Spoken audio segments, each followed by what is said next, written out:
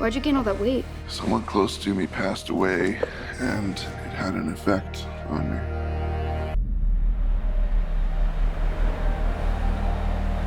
Okay, all right.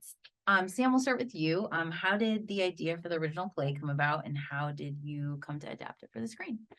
Yeah, I started working on this play about 13 years ago. At the time, I was teaching expository writing at Rutgers. Both my husband and then boyfriend, now husband, and I were teaching expository writing, and I was kind of desperately trying to connect to my deeply disaffected college freshman students who didn't want to be there.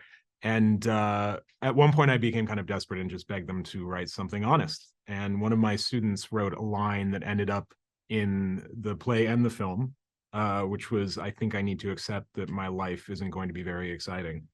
And so then I just had the very kind of arcane idea of writing a play about an expository writing teacher trying to connect with a young person. And I had a few false starts, but it wasn't until I started to put some more personal stuff on the line, started accessing some personal history of mine surrounding growing up gay in a small town in North Idaho where Charlie lives, and attending a fundamentalist school, much like the church that Thomas attends, and falling into depression and self-medicating with food for a very long time. Nothing in the play or the movie is autobiographical, but it's kind of like auto fiction. And so when I first started writing it, I thought maybe this is just for me. I mean, maybe this just wants to be an active therapy or purgation. And then I just very slowly started showing it to people, and now, my God, here we are. So Brendan, what drew you to this project and this character in particular? Well, the word went out that Darren Aronofsky was going to make a film, and he was interested in meeting with me. And clearly the answer is yes. He's a world-class director. I sat down with him, and I knew very little about the project, apart from that it was the story of a man who had been living alone, who had certain regrets for his life choices, that he had been overeating to such the extent that it was very harmful to him and his health. And he has an epiphany of sorts that he really has to accept the circumstances. But more than that, he must reconnect with his estranged daughter. And I knew only that. Darren explained to me that he didn't know if he was going to make the movie or not. It was really contingent on lots of things, namely, the elephant in the room was, who am I going to cast for the role? And I was hopeful that it would be me, but he had to explain that it would be creating a character body, much in the same way that you would do with any special effects, makeup, or costuming or apparatus, and that he had his longtime collaborator Adrian Moreau working for him on this, to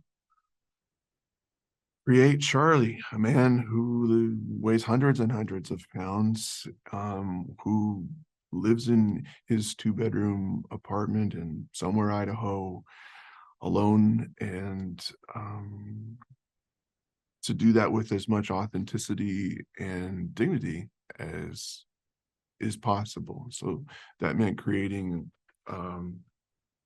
Charlie's body to obey the laws of physics and gravity, which may seem counterintuitive, but we haven't really seen this makeup done this way before in films that I can think of. And I looked really closely at many films. I looked at many actors who live with obesity in films to see how the types of characters that they were asked to play, what their objectives were they just there as a one-line, one-note cheap joke, or was the outfit that they're wearing the same?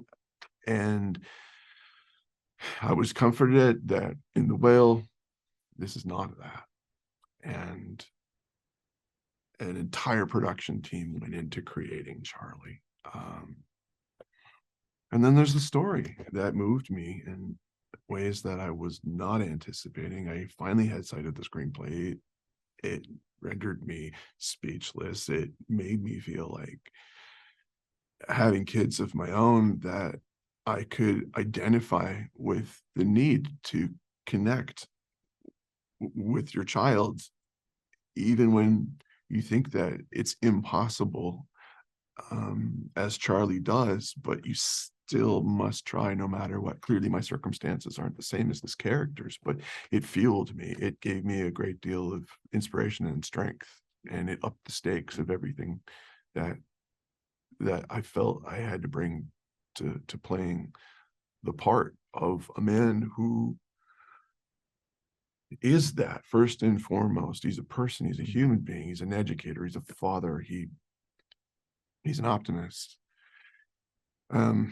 He's not the person as he merely presents. And that beautiful dramatic conceit that Sam wrote the story hinged it on, asking us to not overlook those and dismiss them as we're so often want to do, but look deeper.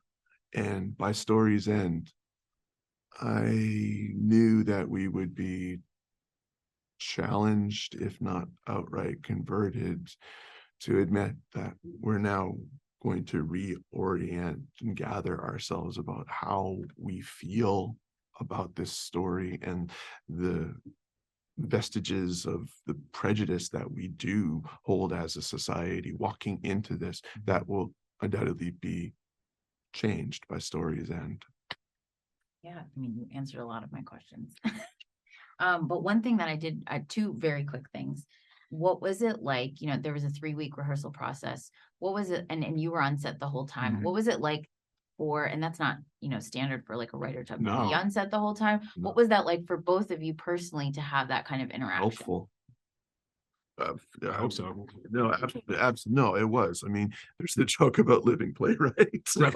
you know, but this was not that case, because he was there to let us know what the emotional reality of these characters, knowing it intimately from having had it produced in New York and all over the country and all points of the compass since, and having had written and translated his own stage play to a screenplay is not an everyday occurrence that happens, and it was a rare boon and commodity and resource, and those opinions were always I mean, those questions were always able to be brought to Sam in the best way possible, and I know that he always welcomed the dialogue that we had creatively that arose through the rehearsal process, because that's what it's about. What I admired most about not only being given that amount of time to do that, so that we, you know, frankly knew what our job was before we showed up at the built set, was that it brought us so much closer together. And not just because it was made in the time of COVID and something interesting happened that we wound up caring about one another even more, to be careful, but it gave us a stronger sense of purpose to have the resources that we needed right there on the day in a small company. It was very helpful to have Sam standing by. I mean, I would. Oh, go ahead. Go ahead. No, I was just so grateful to be there, as you point out. Like, it's so rare for the writer, the screenwriter, to be on set the entire time and being given the gift to work closely with Darren and Brendan and Sadie and Hong and see it all come together.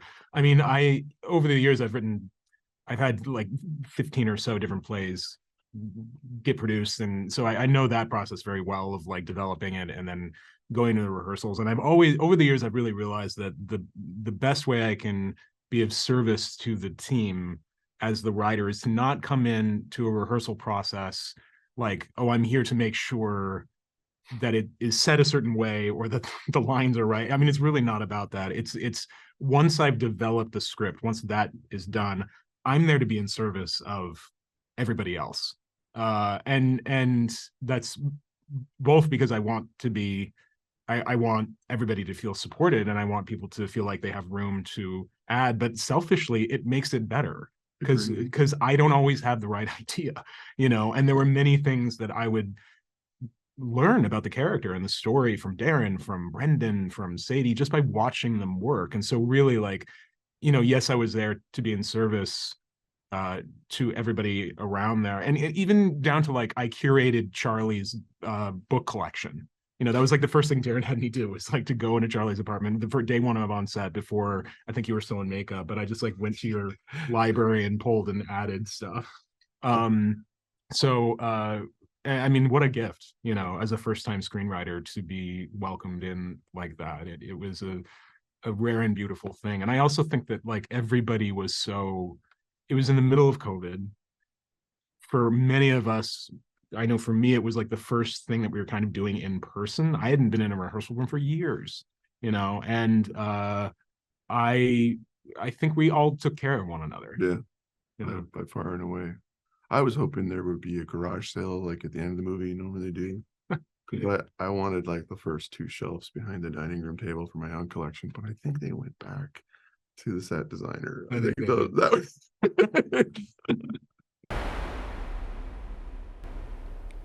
people are amazing.